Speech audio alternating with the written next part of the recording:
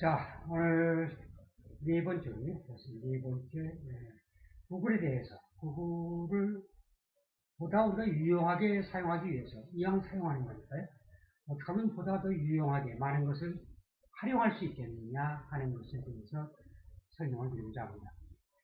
특별히 오늘은 구글의 이제 지난 시간까지 우리가 이메일 계정을 만들고, 그 만든 계정을 가지고 이메일을 주고받고 하는 것까지는 했으니까, 자, 그렇다면 이메일을 받았을 때 그 이메일을 어떻게 분류 관리하느냐 하는 것, 오늘 함께 생각해 보고자 합니다. 그런데 오늘 강의에 들어가기 전에, 강의라기보다는 함께 알아보기 전에 앞으로 이 구글에 대한 그 몇 가지 에피소드들을 시작하면서 들려드리려고 합니다. 오늘 첫 번째, 왜 구글은 구글이라고 이름을 지었을까 하는 것에 대해서 한번 생각해 보려고 하는 거죠. 이 잘못됐다, 그러니까 잘못된 이름이니까 실수로 만든 이름이라고 그래요.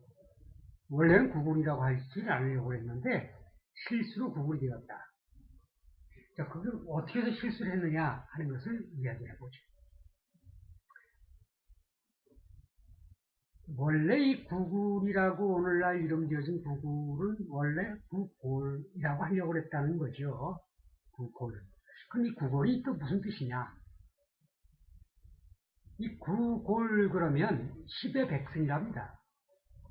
뭐 저도 뭐 잘 모르죠. 여하튼 10의 백승이라는 소리 들어보셨는지 모르겠습니다. 10이라고 하는 숫자를 100번을 곱하면 이렇게 동그라미가 많아진다는 거예요. 이거를 읽을 수조차 없죠. 엄청나게 큰 숫자, 무한대의 숫자입니다. 그러니까 1곡을 그러면 9골 그러면 무한대의 숫자라는 개념을 나타내고 그 무한대의 숫자를 개념의 어떤 세상을 여는 그런 회사를 만들려고 구골이라고 하려고 했는데 실수로 이제 구골이 됐는데 그대로 구글을 유지했다. 뭐 그런 이야기가 있습니다. 그것이 뭐 글쎄 이 구글 회사를 서치해보면 나오는 이야기입니다. 뭐 믿거나 말거나 하겠죠. 어쨌거나 그런데 또 재밌는 거 하나는 지금 이게 이 사진을 보면 이게 구글 회사 전경인데요. 회사의 그 조감도죠. 그런데 이걸 구글 플렉스라고 하는데 이거 역시 원래 구글 플렉스라고 하는 의미에서 전이된 것이다. 이렇게 얘기를 합니다. 그런데 구글 플렉스라고 하는 것은 10의 10승의 100승, 그러니까 사람이 셀 수 없는 숫자입니다. 쉽게 말씀드립니다. 그런 세계를 추구하고 그런 세계를 만들기 위한 회사. 뭐 우리가 그렇게 이야기한다면 구글 한번 알아볼 만하지 않습니까? 그래서 제가 구글을 선택했다. 오늘은 이거 한 가지 말씀드리고요. 자, 그러면 우리가 지난 시간에 모든 저와 이렇게 함께 이야기를 나누시는 분들이 화면을 치면 이렇게 구글을 초기 화면으로 만드는 것까지 지난 시간에 했습니다. 그렇죠? 혹시 어떻게 아직도 모르시면 지난 시간으로 가셔서 하나씩 보시면 되고요. 자, 여기 와서 이제 여기 지메일 클릭을 합니다. 그러면 내 이름을 누르라고 하죠. 사용자 이름을 각자 정해진 걸 넣으시면 되겠죠. 저는 이렇게 이 강의 위에 사용한 새로운 이메일 계정을 하나 만들었습니다. 잠깐만요. 그 다음에 비밀번호를 집어넣죠. 자, 이렇게 집어넣고요. 그러면 여러분들 화면에 이런 것이 뜰 겁니다. 자, 오늘은 무엇을 알아보려고 하냐면, 자, 보통 이렇게 이제 나한테 이메일을 보낸 사람들의 이름이 나오고, 그 다음에 제목들이 나오잖아요. 그렇죠? 어떤 제목에 어떤 글들이 이렇게 있다. 그리고 시간이 이렇게 나옵니다.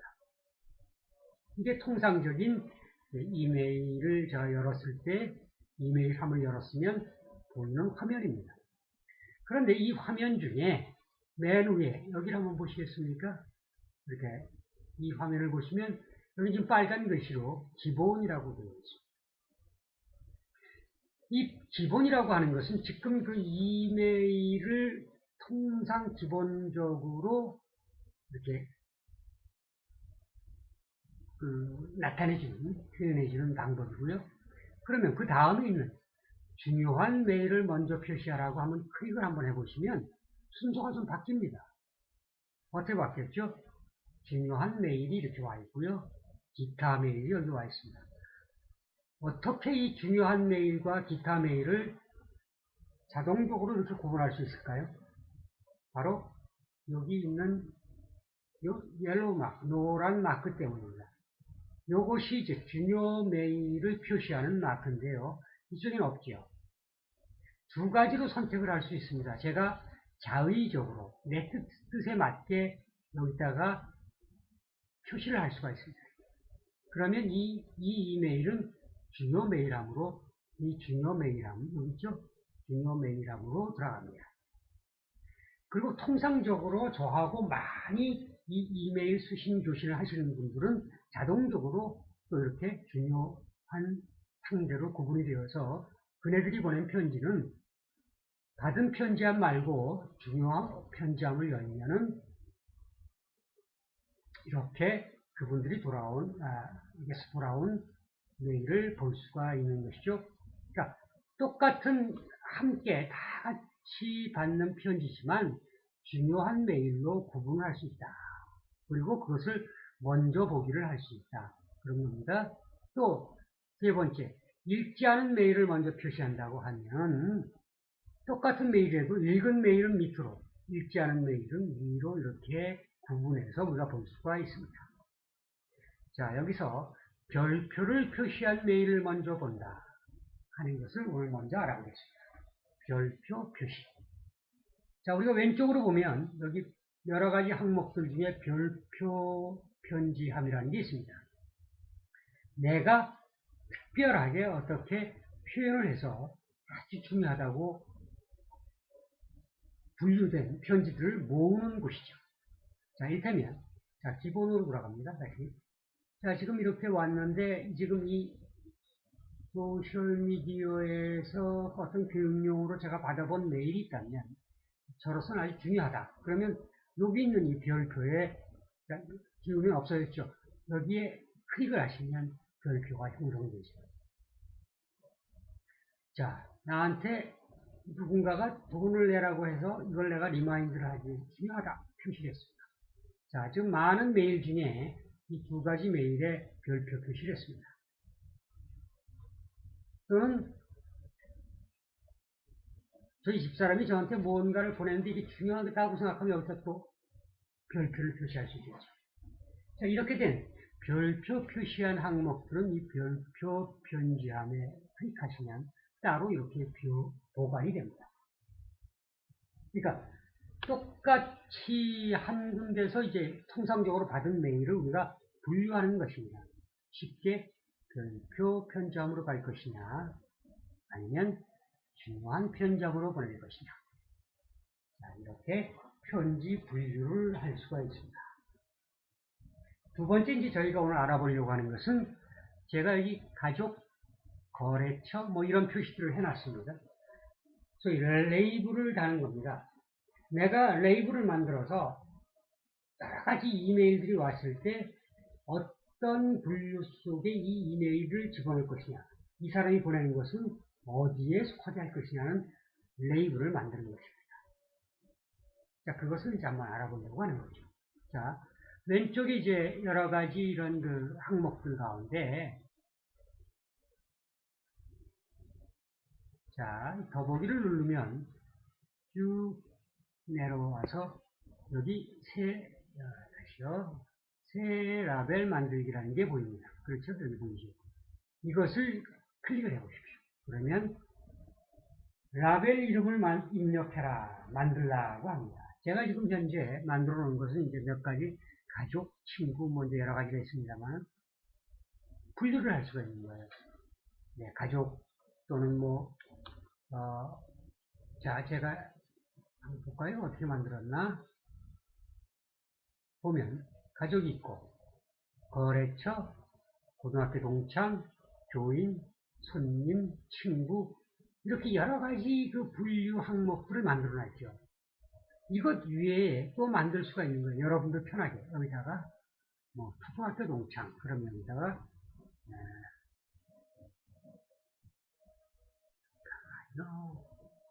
여기다가 초등학교 동창 이렇게 쓰고 만들기를 누르면 자 여기 초등학교 동창이라고 하는 게 또 나오죠. 이렇게 분류를 하는 거예요.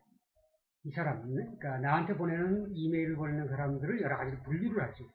그러면 어떻게 분류를 하냐? 우선 해당 이메일을 엽니다. 그럼 이 사람이 저한테 보내는 거 아니에요?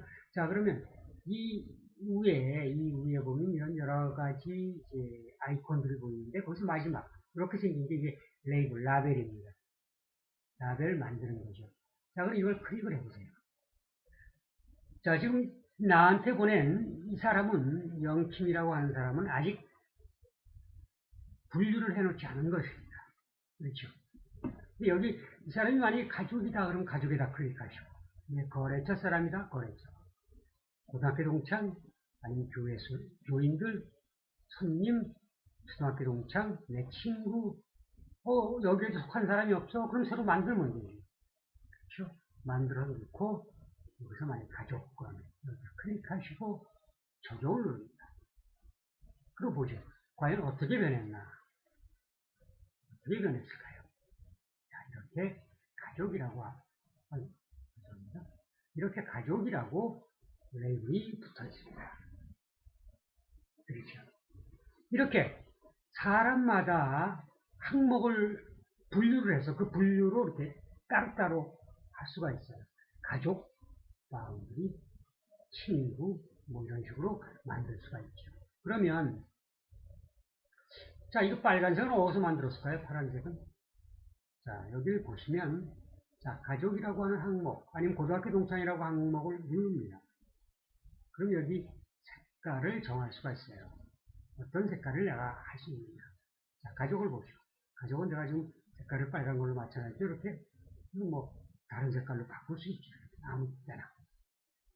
보면 바뀌었죠.